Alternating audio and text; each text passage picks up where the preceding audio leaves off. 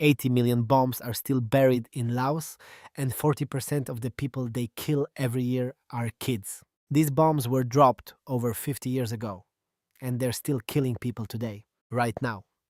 The exact same weapon is raining down on neighborhoods in Israel, and nobody's talking about it. So let me show you exactly how this thing works. Because once you get it, everything else makes sense. Picture a regular bomb. It hits one spot, one explosion, done. But what if your targets are spread across a kilometer?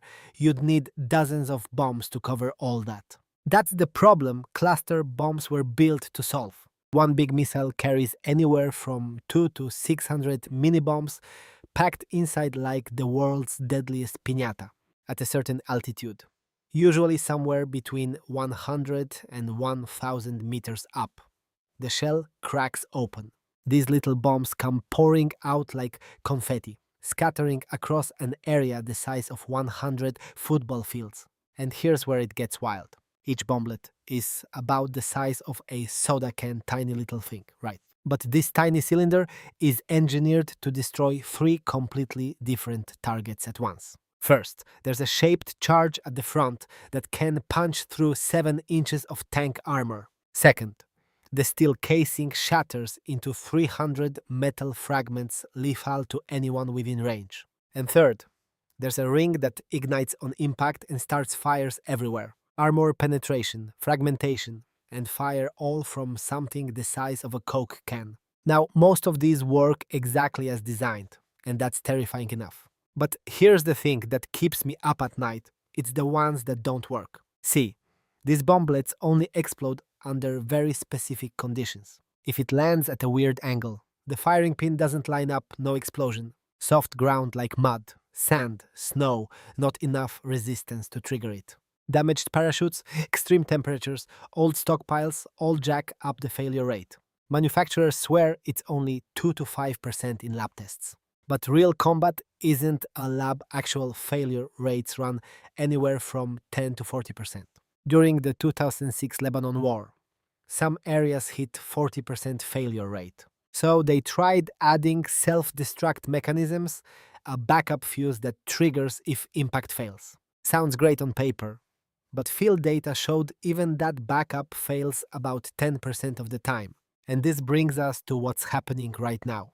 Iran is firing these at Israeli cities as we speak. Their Khorramshahr 4 missile carries a warhead weighing up to 1,800 kilograms, one of the biggest in their arsenal.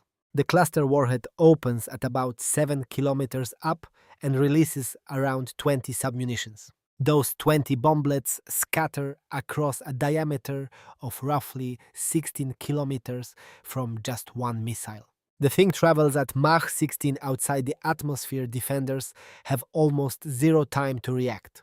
And this is exactly why cluster munitions are a nightmare for missile defense. Systems like Arrow and Iron Dome are built to intercept single projectiles on predictable paths. But even if you somehow shoot down the main missile, it might have already released its payload. Now you've got 20 bomblets the size of hand grenades falling from 7 kilometers up.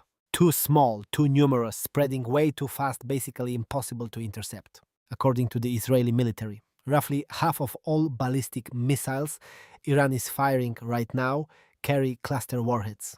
They're launching these almost daily at major cities Tel Aviv, Beersheba, Rishon LeZion. Since late February 2026, at least 14 Israeli civilians have been killed and over 2,300 injured. But cold numbers don't capture what this actually looks like on the ground. Let me tell you about two guys who were just trying to get through their workday. March 9th, two construction workers at a job site in Yehud heard the sirens start blaring. They were exactly 15 steps from the bomb shelter. That's it, just 15 steps. With a regular missile, 15 steps might be enough time to make it. But cluster bomblets don't give you 15 steps, they give you nothing. Both men died before they could reach the shelter. And their far from alone bomblets have been falling on residential neighborhoods across Israel. Holon, Bat Yam, or Yehuda, these aren't military bases. These are neighborhoods where families live. Places where kids ride bikes. where people walk their dogs after dinner. But here's the part that really messes with my head: the immediate deaths are just the beginning.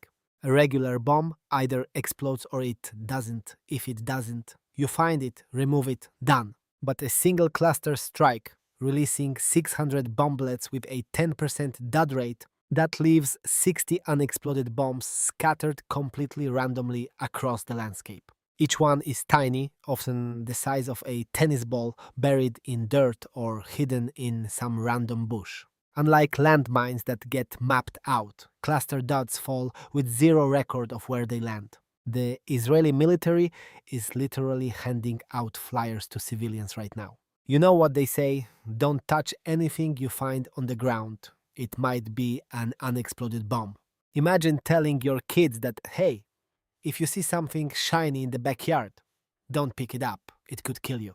And if you think that sounds extreme, we've already seen exactly what happens when these things pile up.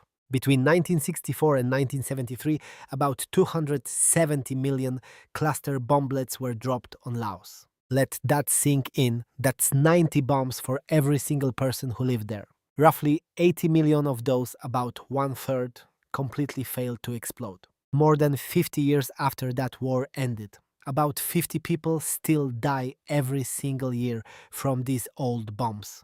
And 40% of those casualties children. Because these bomblets are small, roughly tennis ball size, and they're often brightly colored. Kids find them in fields while playing and genuinely think they're toys. They pick them up, curious about what they found, and I really don't need to finish that sentence. Same story in Lebanon: 4.6 million bomblets. Dropped in 2006, about 1 million never detonated. Those duds contaminated 26% of all farmland in southern Lebanon. Farmers literally can't work their own fields without risking their lives every single day. This is exactly why over 120 countries signed the Convention on Cluster Munitions back in 2008. But here's the catch: Iran never signed, and neither did Israel, the US, Russia, or China. The five biggest military powers on the planet all decided they wanted to keep these weapons ready. And from a pure engineering standpoint, these things work exactly as designed. They efficiently spread explosive force across a massive area with a single shot. The failure isn't in the design, it's in accepting that 10% of your bombs turning into hidden landmines is somehow okay. When you're launching missiles with 20 bomblets each, even 10% failure leaves thousands of unexploded devices behind. And here's what those devices don't care about: they can't tell the difference between a soldier today and a kid 50 years from now. Right now, somewhere in Israel, there are unexploded bomblets half buried in the ground, just waiting.